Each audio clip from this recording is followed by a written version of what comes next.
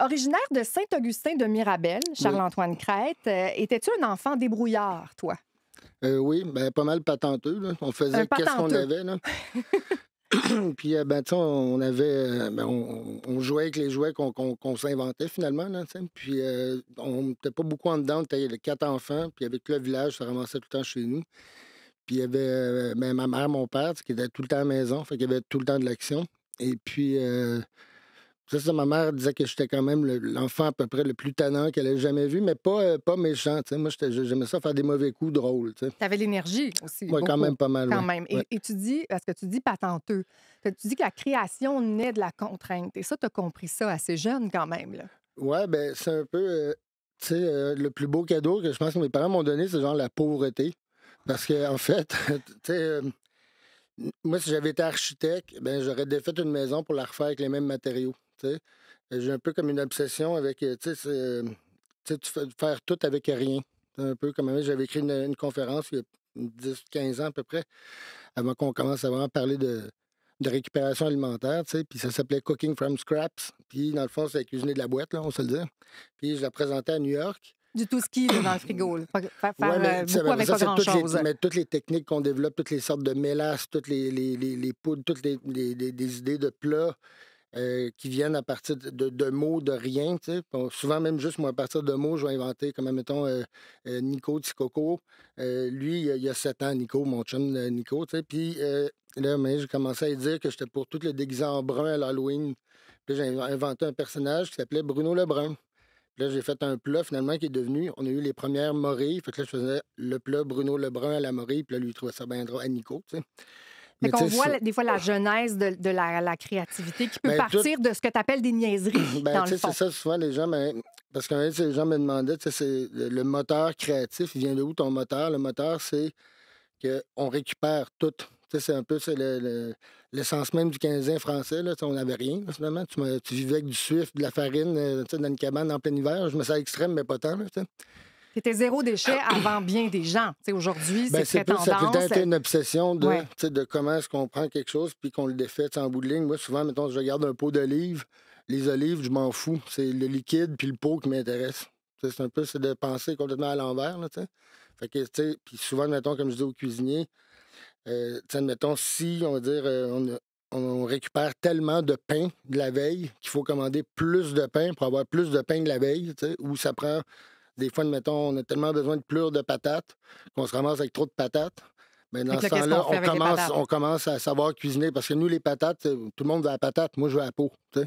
Puis là, c'est là que tu te ramasses avec trop de patates. Fait que là, tu fais d'autres choses que finalement, mais puis c'est un peu ça. Puis l'équipe, tu sais, suit là-dedans, puis ils font avec Cheryl, puis avec toute l'équipe, ça a développé, ça a tout le temps été une espèce de moteur créatif de comment est-ce qu'on fait pour commencer avec tout ce que personne veut. Tu sais, mettons, tu reçois une truite entière, là, la truite est parfaite, elle est débile, la tête, la queue, les os. Puis, mais comment, à la fin, bon, il y a un beau morceau de filet, mais comment est-ce qu'on transforme tout avant?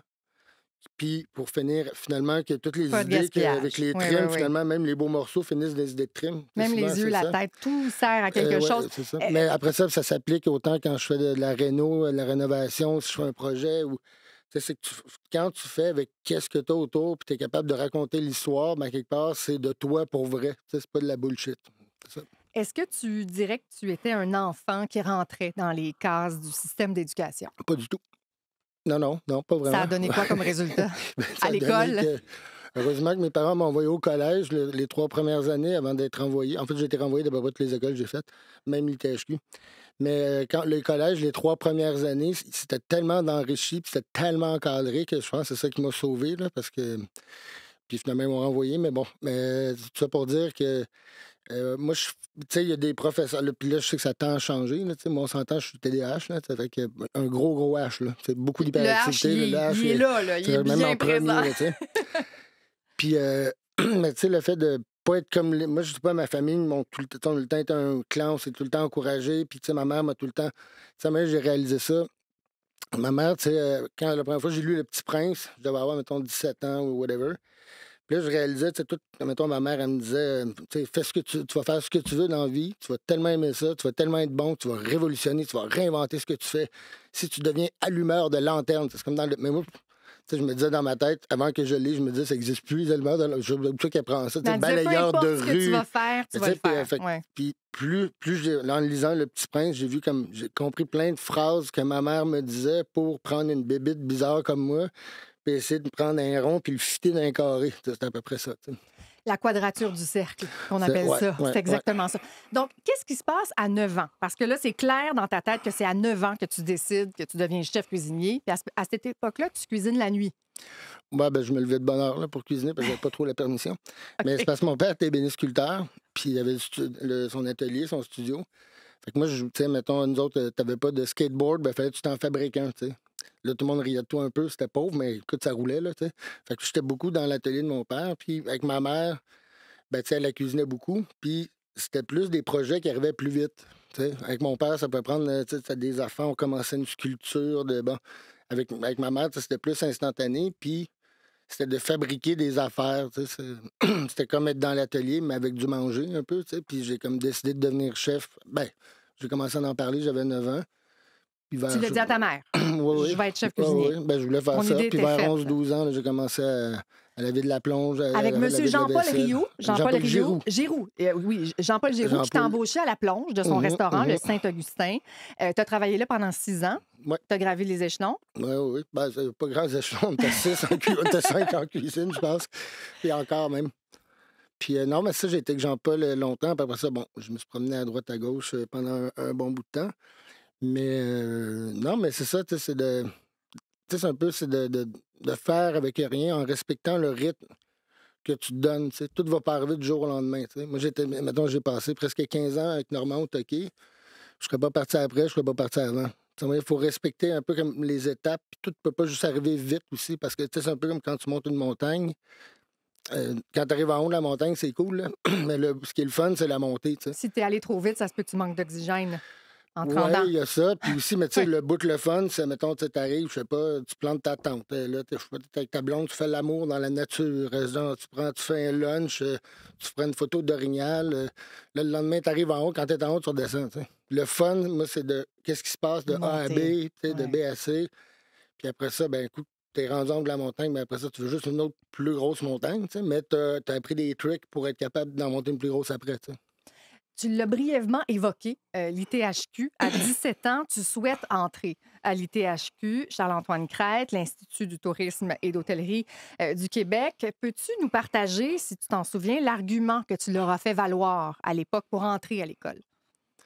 Ben, en fait, ils m'ont refusé 3 fois. Puis la troisième fois, ou 4, je sais plus. Puis là, j'ai demandé à avoir un rendez-vous. Puis je leur ai dit que j'étais pire que le cancer, que je pourrais revenir sans arrêt comme un métaxtase jusqu'à temps qu'ils m'acceptent.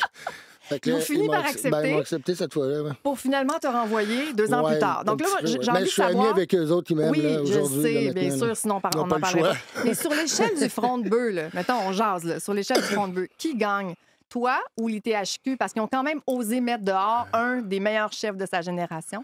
Ouais, Ou ils ne savaient pas encore à disons que l'époque. j'avais ma vision, eux avaient la leur. Qu'est-ce qui fait que ça marche, ça fonctionnait pas? Ben, je pense qu'on n'avait pas les mêmes valeurs. C'était peut-être notre époque aussi, où il y avait beaucoup de vieux profs européens là, qui étaient finalement pas bons, mais un peu, qui avaient des égos démesurément gros pour ce qui était vraiment, tant qu'à moi. Tu Puis dis aussi qu'ils en voulaient, même ils temps. voulaient te contrôler. Pas tant nous contrôler, mais je veux dire, c'était des vieux chefs européens là, avec des égos là, gros comme un camion de vidange. Là, puis moi, là où je m'entendais pas avec eux, je leur disais, puis il y avait de ces professeurs-là, dans les nouveaux, les plus jeunes qui sont devenus des vieux, je prends l'exemple de Pasquale Varé, qui lui commençait à cette époque-là. Puis Pasquale a tout le temps été dans cette direction-là. C'est que moi, je leur disais, ben, tu sais, c'est pas votre ego, vous êtes ici pour les élèves, pour qu'on avance, pour qu'on fasse des projets, des idées, tu sais.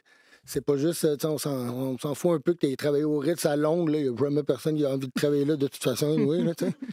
Fait que, non, puis je disais, mais c'est ça, après ça, ben, puis moi, ben, tu sais, j'ai jamais été en froid vraiment avec l'ITHQ. Bon, ils n'ont pas voulu que je rentre dans l'école physiquement pendant 5 ans, mais bon, ça, c'est correct, maintenant, je peux rentrer. C'est correct, Mais, bon, non, mais parfait. ça a été tout le temps, moi, après ça, suite à ça, j'ai eu le temps de continuer à travailler, parce que moi, c'est un peu ce que je disais avant, moi, c'est... Ben, oui, j'ai une belle entente avec l'ITHQ ou d'autres écoles, mais quand je travaille avec des projets avec des écoles ou peu importe, ben moi, ma priorité, c'est les jeunes. Ben, C'est la relève, C'est ouais. la relève, puis c'est pas juste d'aujourd'hui. Aujourd'hui, tout le monde, ils disent « Ah, les jeunes, aujourd'hui, ça, c'est de la boîte. » des pas bons, il y en avait avant. Aujourd'hui, on va en avoir après. T'sais. Puis là, c'est comme si tout du jour au lendemain, tout le monde se rendait compte que, c'est certain que dans toutes sortes de business, si tu traites ton staff comme la merde pendant 20 ans de temps, à un moment donné, quand ça commence à baisser un peu, ils vont pas courir pour. Je veux dire, c'est une responsabilité d'être formateur, d'encadrer des gens, puis ils t'aident à avancer dans des projets De comme prendre soin des gens qui nous sous-chef, entourent. qui décide de Ouais. partir après 6 ans, mettons. Ouais. Puis là, il m'annonce ça, puis là, il pleure, là, puis là, j'étais comme là, mais il me donnait, je sais pas, 6 mois d'avance, tu sais. Mais tu sais, je dis, tu sais, j'étais comme, Alex, t'as 30 ans, t'as travaillé 6 ans avec moi, t'as passé 20 de ta vie à m'aider à réaliser mon rêve à moi puis Cheryl. Tu sais, c'est comme, un jour, tu reviendras, un jour, je t'aiderai à ouvrir ton resto, un jour, je vais aller manger dans ton resto, tu sais. C'est normal, il y a une roue qui tourne. Mais l'encadrement, puis l'accompagnement qu'on fait avec les jeunes, tu sais, puis les jeunes, puis moi, là, parce que moi, je commence à être vieille un peu, là, fait que là, finalement, ils sont plus si jeunes que ça, là, mais bon, mais quand Oui. même, il y en a encore des très jeunes.